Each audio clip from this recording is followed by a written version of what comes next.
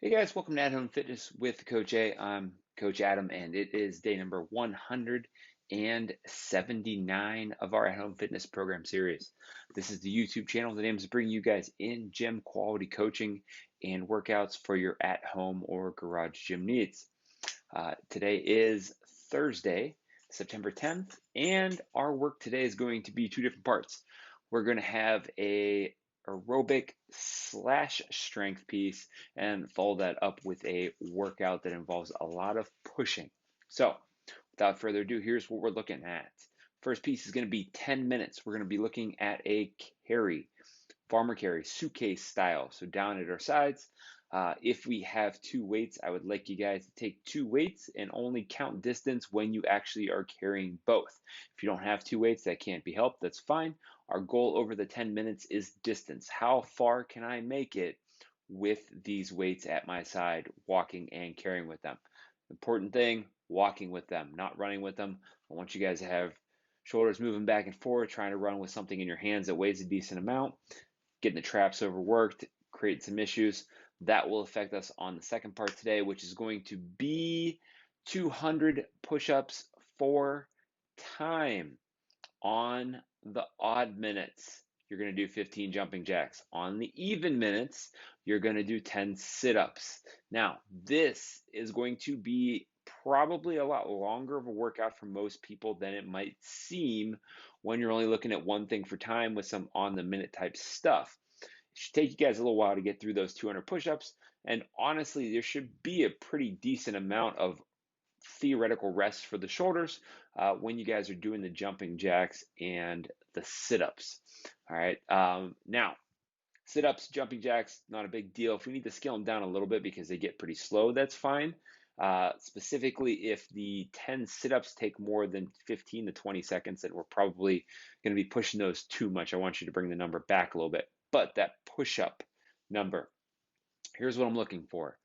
If you can do 40 push-ups. I don't want to call them unbroken because you might be stopping and holding the plank position. But if you can do 40 push-ups in one set before having to come down off your hands, 200 is fine. If you cannot, let's bring it down, theoretically speaking, to something about 5 times your max effort number. If you guys are going push-ups from the knees, play with the 200 number, maybe cap it somewhere around like 12 to 15 minutes if you want. But it's going to be hard to figure that out because a lot of times when we drop down on the knees for push-ups, we change the range of motion a little bit and the angle, and that can drastically change performance metrics on that movement. I will demonstrate the knee push-up as well as another possible modification for those of us that have a hard time. If we're modifying to the one that I'm going to demonstrate, which is shortening the range of motion underneath the abdomen or chest, then you should probably be somewhere in the neighborhood of about 75 reps, because that probably means you have a very difficult time performing those. And when we shorten the range of motion to modify a movement, I'm not necessarily looking for you guys to make the movement easy so that you can do a ton of reps. I'm looking for you to find that range of easy to difficult so that you're able to improve at something you can functionally accomplish, in which case we don't want to get stuck down a rabbit's hole of 100 to 200 reps where you guys are just going to get more crap reps than good reps once you get to a certain fatigue point. All right, so stick around if you want me to demonstrate in the garage or demonstrate some modifications for you guys.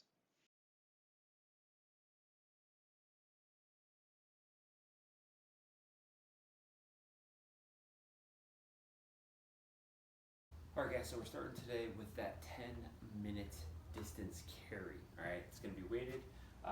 The weight essentially is up to you guys. Obviously, the heavier it is, the less you're probably going to walk. The lighter it is, the more you're going to walk. The big thing here is, if at all possible, I want you guys carrying the same weight in each hand, or at least one thing in each hand. If they need to be different weights because we don't have duplicate kettlebells, for example, then we can always switch them up every so often, trying to keep that as even as we can. If we're not looking at any dumbbells or at least ones that are heavy enough for kettlebells, you guys can always try and grab a plate on end and carry it like this. It helps if the plate has ridges in it, or if it possibly even has some handles on it like steel plates do. And I have some two 50-pound steel plates here that actually have a loop handle on them where I can put my fingers through it. Makes it a lot easier to hold on to and challenge myself with the distance. But again, 10 minutes, as far as we can go, or as much distance as we can accumulate back and forth with a steady, consistent pace that does not involve any running or getting in a bad position. Focus of the shoulders should be to stay in a nice straight alignment, engaged on the back side of the shoulder so that we're not slouching, collapsing through. Core is under control. Focus on isolating, strengthening the hips as we step and walk.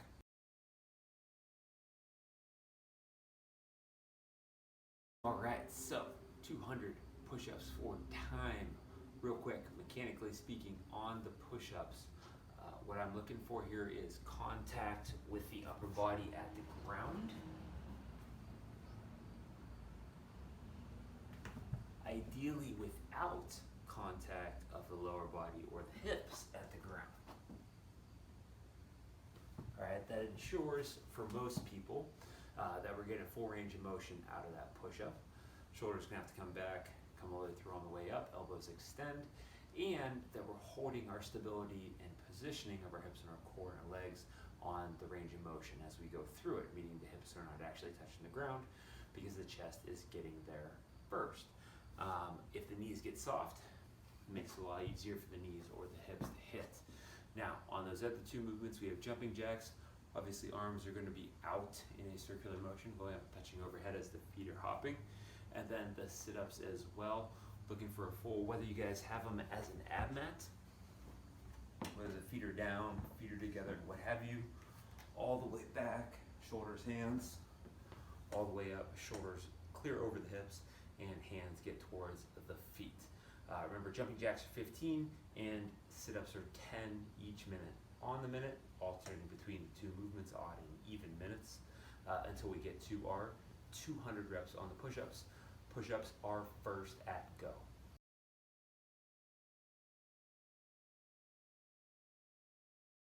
Stay tuned for movement modifications.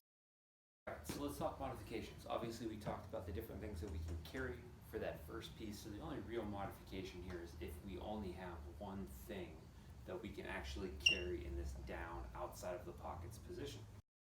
In which case, that's fine. If that's what we have, we'll make it work. In which case, you can do one of two things. You can either set a time at which you're going to transition to the other arm. Think 30 seconds right, 30 seconds left, back and forth for the course of the 10 minutes, what have you. You're obviously going to keep walking through that. Or you can set a distance. Every 50 meters, I'm going to switch hands. Doesn't matter to me, but the point here is the weight needs to be down here. We're working on the structure of the shoulder that is holding, stabilizing that weight down in the suitcase position. It's not simply an uneven core exercise or a frontal plane strengthening exercise. All right. Now, as for the second piece, jumping jacks should be okay. Sit-ups should be okay. If they aren't, let me know. I'll help you guys modify through that.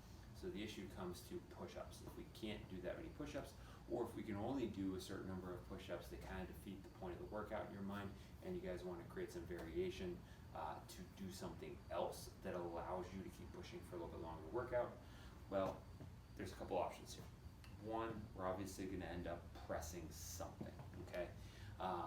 In which case, the most important part in my mind becomes how much time am I wasting getting in and out of that movement, since it's not a push-up that can just drop down to the floor. Right, so if we have dumbbells, kettlebells that are light enough to do this, possibly a band, maybe we can use a barbell, something along those lines, you guys can go to a bench press as long as you guys can get in and out of it quickly and efficiently.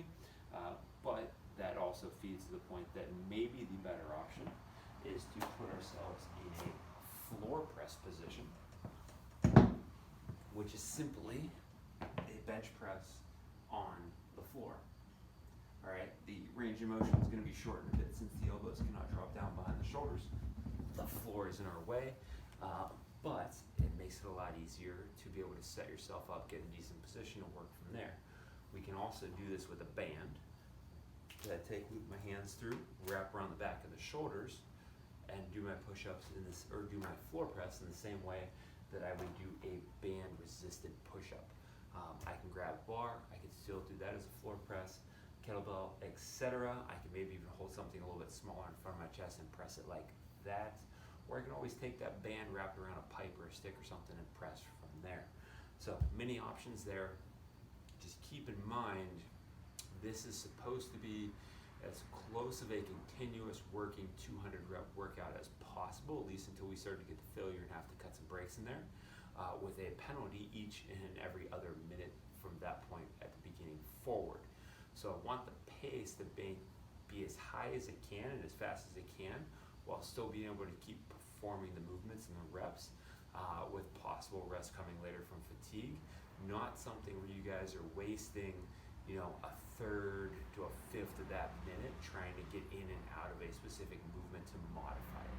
All right. If that's the case, then we'll figure something else out. Let me know, and I'll find a way to get you guys into that push-up position or something similar that allows you to get the work, but allows you to also perform the workout with the right intensity